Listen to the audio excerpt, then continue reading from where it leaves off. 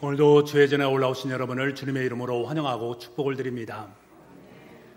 한 주간의 삶을 살면서 저에게 참으로 의미 있게 다가왔던 말씀이 있습니다. 그리고 저에게 참 큰 위로와 소망을 안겨주었던 말씀이 있습니다.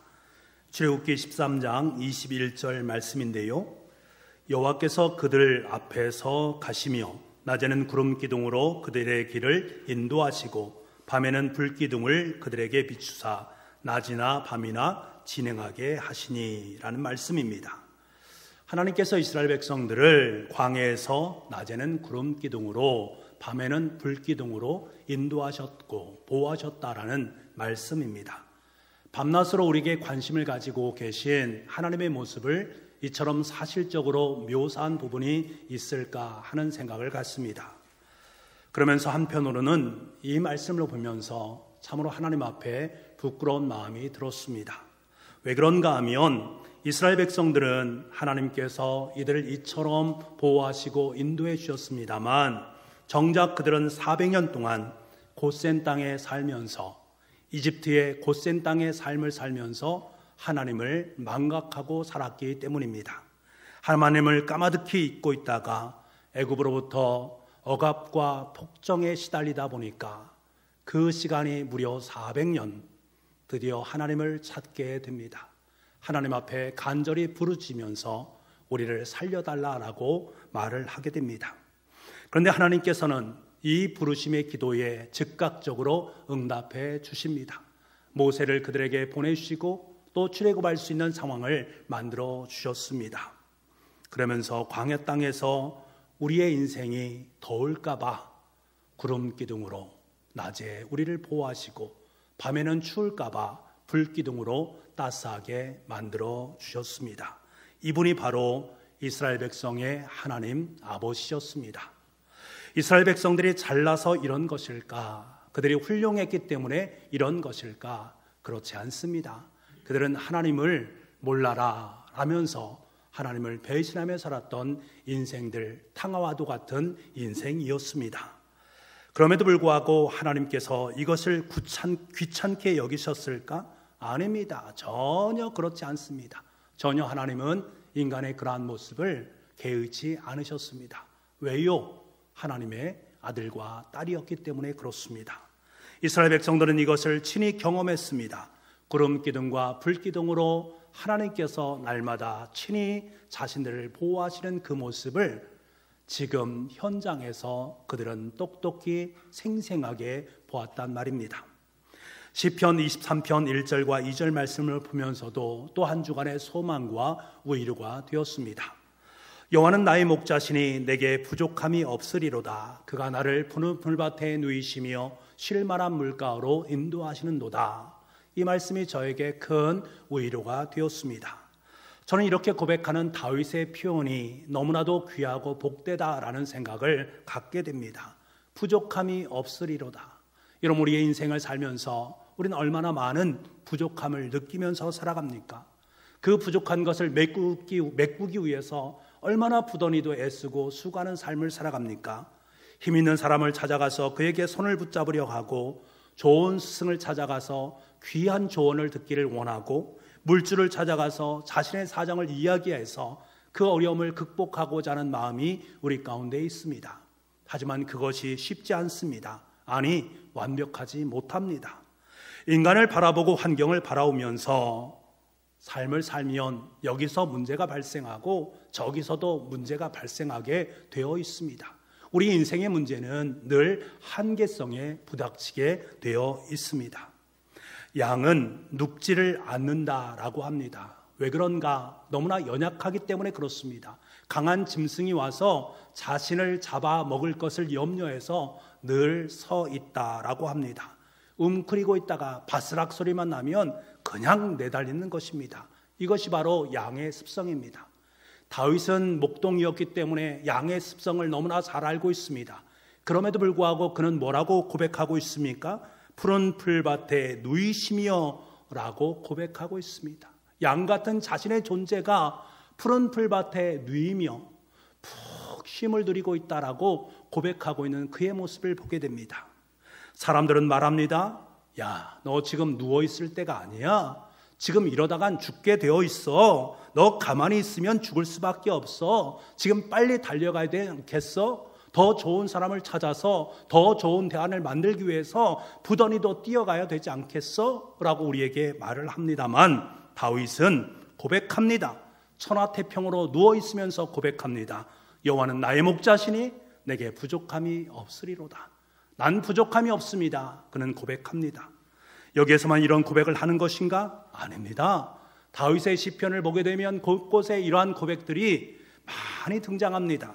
시편 27편 3절에 보게 되면 군대가 나를 대적하여 진칠지라도, 시편 3편 6절에 천만인이 나를 에워싸 진친다 하여도, 시편 3편 5절 말씀에 내가 누워 자고 깨었으니 여호와께서 나를 붙드심이로다 라고 고백을 하고 있습니다.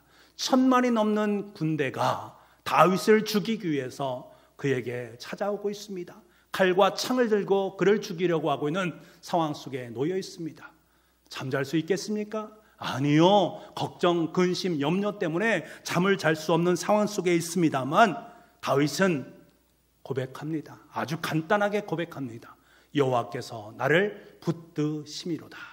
나 잠 잘 잔다라는 거예요. 내 삶 속에 어떤 어려움이 있어도 여호와 하나님께서 나를 붙들고 계시기 때문에 나는 잠 잘 잘 수 있다라는 고백을 하고 있습니다. 여러분, 다윗은 친히 자신을 붙드시는 하나님의 손길을 지금 여기에서 경험하고 있습니다. 자신을 도우시는 하나님의 실체를 분명하게 경험하고 있습니다. 그러니까 두려운 상황 속에서 나는 부족함이 없습니다. 여호와의 손이 나를 붙잡고 계십니다 라고 고백할 수 있었던 것입니다. 여러분의 고백도 이 고백이 될 수 있기를 간절히 소망을 합니다. 저도 한 주간에 이 말씀을 마음속에 묵상했습니다. 과연 나는 어떠한가? 살아가는 삶의 과정 속에 누울 수 없는 상황이 연출되어지고 있고 천만인이 에워싸는 두려운 상황이 내 삶 속에 엄습해 오고 있을 때, 두려운 마음이 내 삶 속에 있을 때에 과연 나는 어떻게 행동했고 어떻게 생각했고 어떻게 살아갔는가? 그러면서 묵상은 부활하신 주님의 실체와 마주하게 되었습니다.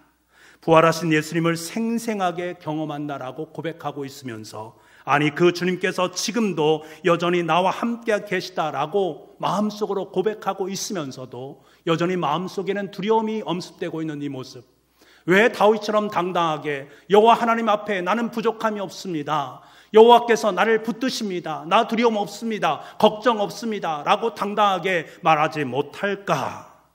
부활하신 주님께서 나의 목자가 되어주시니 내게 부족함이 없습니다. 부활하신 예수님께서 지금 나를 붙들어 주시니 천만인이 에워싼다 할지라도 나는 걱정도 없고 두려움도 없습니다. 그러한 고백을 주님 앞에 드리고 싶은 심정이었습니다. 그리고 하나님께서는 저에게 그렇게 할 수 있는 은혜를 허락해 주셨습니다. 이 고백이 진정한 제 삶의 고백이 되기를 성령 하나님 앞에 간구하고 기도하는 한 주였습니다. 여러분의 삶 속에서도 동일한 은혜의 고백이 있기를 간절히 소망합니다. 여호와 하나님 앞에는 부족함이 없습니다. 그분이 손에 붙들고 있는 한 우리는 견고하게 세워질 수 있습니다. 오늘 본문의 말씀은 누가복음의 마지막 말씀입니다. 여인들이 예수님께 향품을 발라주기 위해서 무덤에 달려가지 않습니까? 그런데 그 무덤이 빈 무덤입니다. 천사를 만났습니다. 아, 주님께서 살아나셨구나 라는 사실을 알았습니다. 그리고 나서는 제자들에게 달려와서 그 모든 상황들을 자세하게 설명을 했습니다. 제자는 이 이야기를 듣고 서로 대화를 나누고 있습니다. 하지만 문제는 아직까지 그들이 부활하신 예수님을 믿지 못하고 있다라는 사실, 그분을 만나지 못하고 있다라는 사실입니다. 이때 그들 가운데 부활하신 예수님께서 나타나셔서 너에게 평강이 있을지어다 라는 인사말을 건네십니다. 하지만 그들은 이분이 부활하신 예수님의 실제가 아니라 예수님의 환영이다, 예수님의 영이다 라고 생각을 했습니다. 왜 아니겠습니까? 제자들이 부활을 믿긴 믿는데 마지막 종말의 때에 그러한 부활이 일어날 것이다 라는 것이 일반적인 상식이었거든요. 그 일반적인 상식에 비추어 보게 되면 이것은 예수님의 실제가 아니라 예수님의 환영이다라고 생각하는 것이 맞는 것입니다. 하지만 여러분, 예수님께서는 마지막 날이 아닌 지금 여기에서 부활하셨습니다. 지금 여기에 부활하신 예수님께서는 제자들 가운데 서 계십니다. 36절 말씀에 친히 그 가운데 서서 말씀하셨다라는 사실을 강조하고 있습니다. 예수님은 지금 제자들과 거리를 두신 것도 아닙니다. 예수님을 따로 계시고 제자들 따로 있는 것이 아닙니다. 그들 한가운데에 예수님께서 서 계십니다. 예수님은 지금 제자들이 서 있는 일상의 자리에 나타나신 것이지요. 그리고 제자들에게 평강이 있을지어다 라고 인사말을 나눕니다. 이 인사말 또한 일상적인 인사말입니다. 다시 말하면 예수님의 부활의 실체는 지금 현재 우리 일상의 현장 속에서 고스란히 나타나고 있다는 것을 우리에게 말씀해 주고 있습니다. 여러분, 우리는 여기서 참 중요한 한 가지 사실을 깨달아 알 수가 있습니다. 부활하신 주님께서는 우리의 일상 속으로 오신다라는 사실입니다. 우리는 부활의 신앙을 멀리 떨어져 있는 그 무엇으로 인식하지 말아야 될 이유가 바로 여기에 있습니다. 바로 지금 여기 일상을 살아가는 우리의 삶 속에 부활하신 예수 그리스도께서 지금 여기에 부활하셨다, 실제로 우리의 삶 속에 오셨다라는 사실을 믿음으로 고백할 수 있는 저와 여러분 될 수 있기를 간절히 소망합니다. 이스라엘 백성들 가운데 구름기둥과 불기둥은 먼 미래에 있었던 이야기가 아닙니다. 지금 현재 그들의 삶 속에 있는 것입니다. 다윗이 나의 인생 속에 여호와 하나님이 부족함이 없는 분이다 라는 것을 지금 현재 그의 삶 속에 경험하고 느끼는 것입니다. 마찬가지로 우리 또한 일상의 삶의 자리 속에 부활하신 주님을 만나는 것입니다. 우리가 이 사실을 분명히 깨닫는다면 지금 저와 여러분이 살고 있는 이 일상의 자리가 얼마나 귀하고 복된 것인가 라는 사실을 깨닫게 됩니다. 왜? 우리의 일상 속에서 부활의 신앙을 누리며 살고 있기 때문에 그렇습니다.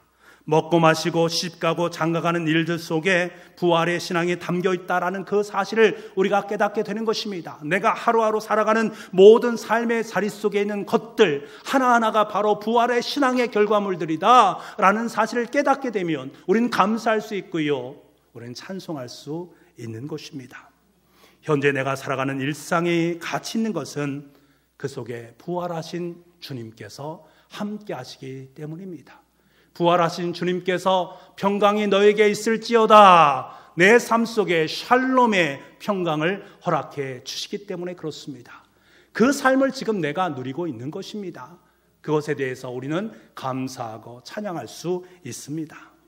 하지만 제자들은 예수님의 부활의 실제에 대해서 의구심 때문에 지금 자신들 앞에 있는 그분, 지금 부활하신 예수님이 서 있는 그분에 대해서 환영으로 느끼기 때문에 몹시도 두려웠던 것입니다.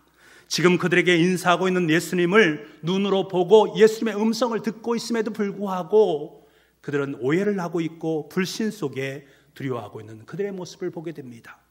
이때 주님께서 그들에게 뭐라고 말씀하십니까? 38절 말씀 같이 한번 보겠습니다. 38절입니다. 시작. 예수께서 이르시되 어찌하여 두려워하며 어찌하여 마음에 의심이 일어나느냐.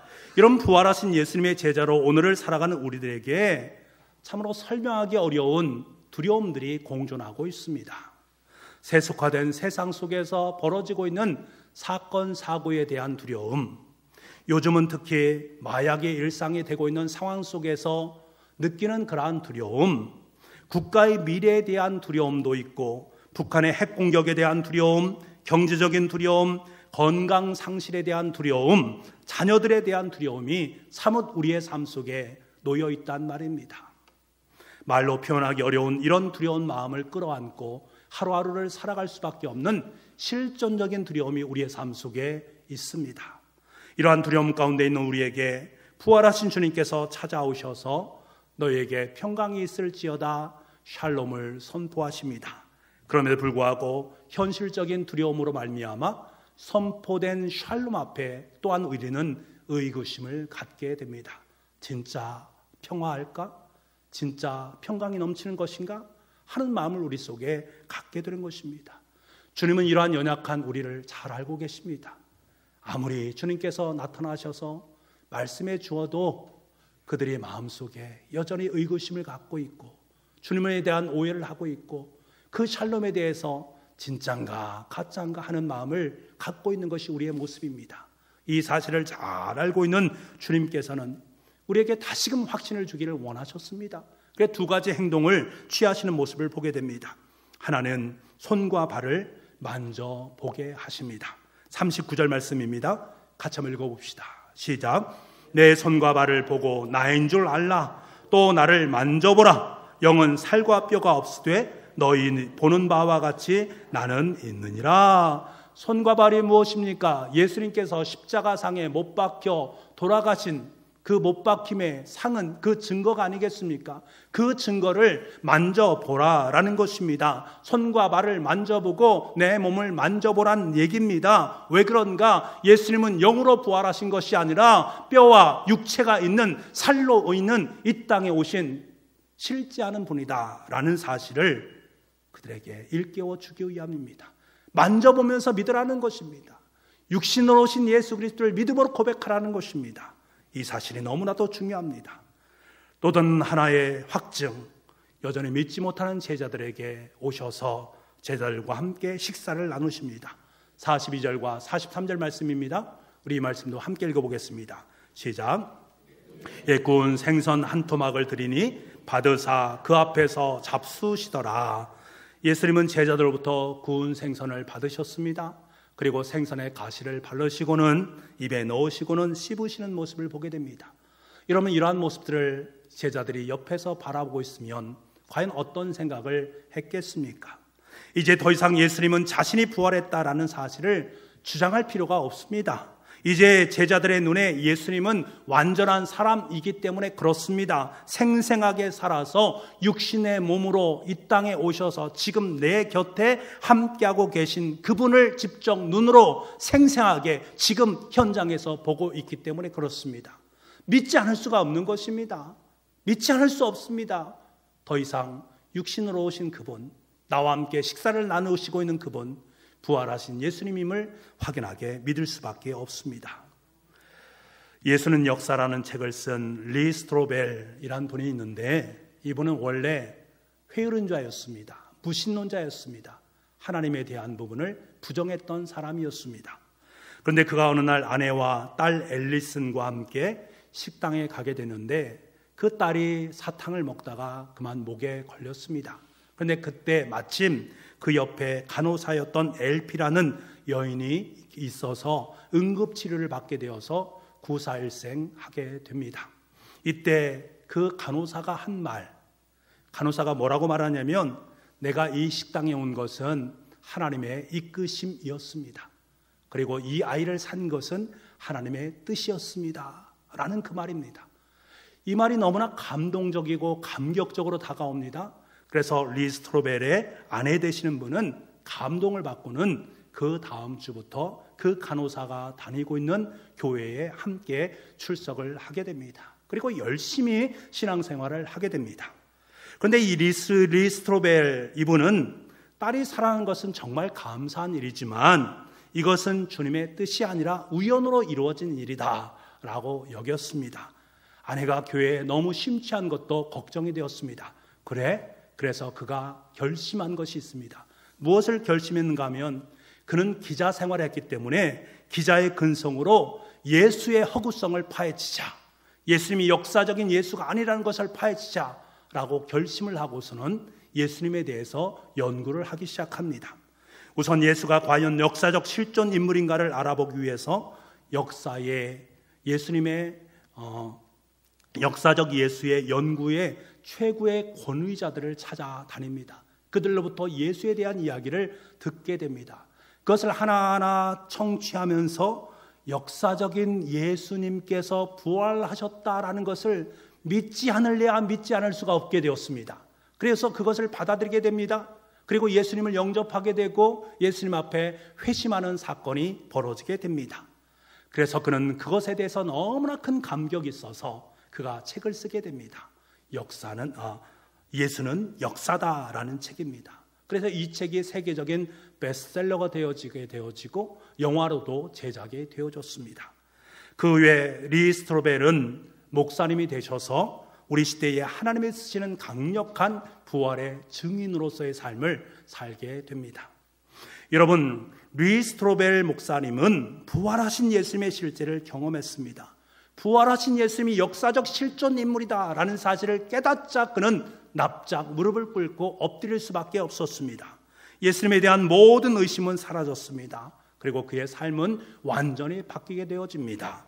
의심이 변해서 확신이 되었고 두려움이 변해서 기쁨이 되었던 것입니다.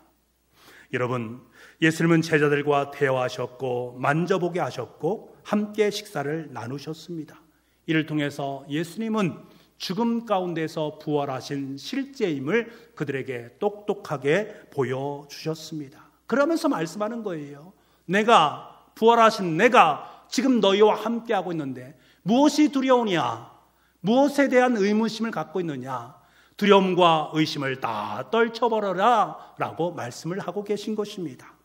여러분, 실제하는 부활의 예수님 앞에서 더 이상 현실적인 고난 때문에 두려워하는 우리의 마음이 있지 않습니까? 그렇게 하지 말라라는 것입니다. 심지어 죽음까지도 두려워하지 말라라고 우리에게 선언하고 계시는 것입니다. 부활하신 주님이 지금 내 앞에 계시고 나와 함께하고 계시다면 무엇이 두렵겠느냐? 죽음이 두렵겠느냐? 의심과 오해가 있을 수 있겠느냐? 실제 앞에서는 그럴 것들이 필요하지 않다라고 말씀을 하고 계신 것입니다.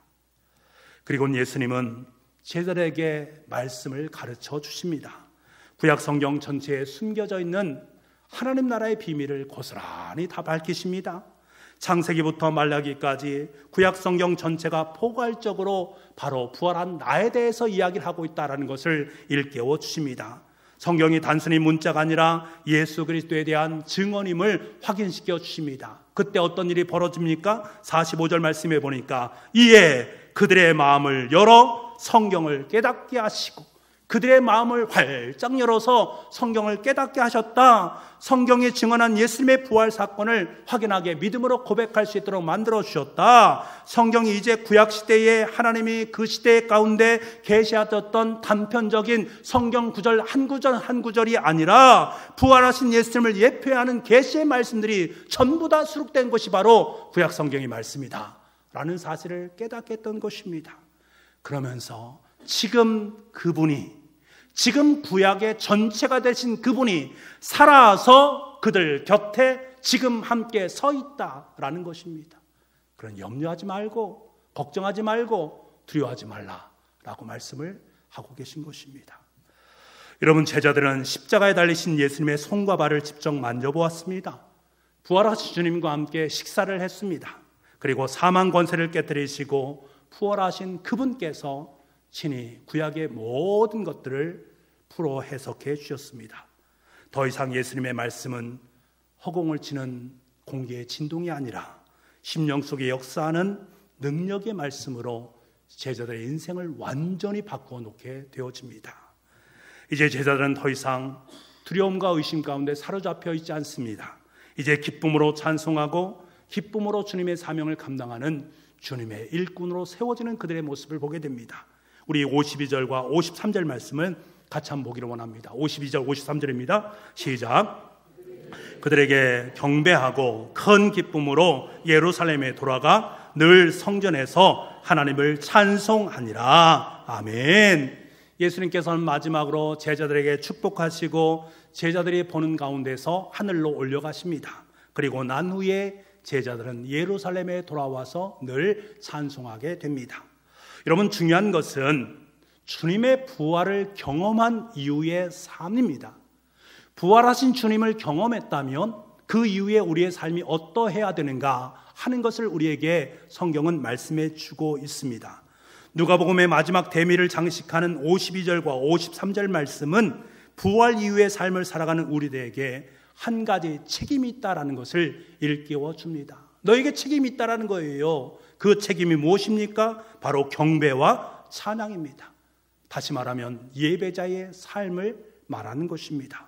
왜 우리에게 이것이 중요한가? 경배와 찬양을 통해서, 예배를 통해서만 성령 충만함을 얻을 수 있고 예수님께서 허락하신 사명을 감당할 수 있기 때문에 그렇습니다. 우리가 주님의 부활을 경험하는 것만으로, 우리가 주님의 부활을 확신하는 것만으로는 한계라는 것이 분명히 있습니다. 더 중요한 것은 부활을 경험한 이후에 우리의 삶의 모습입니다. 우리가 부활을 경험하며 삶을 살아가는 존재라면 여러분의 삶이 어떠한가라는 것입니다.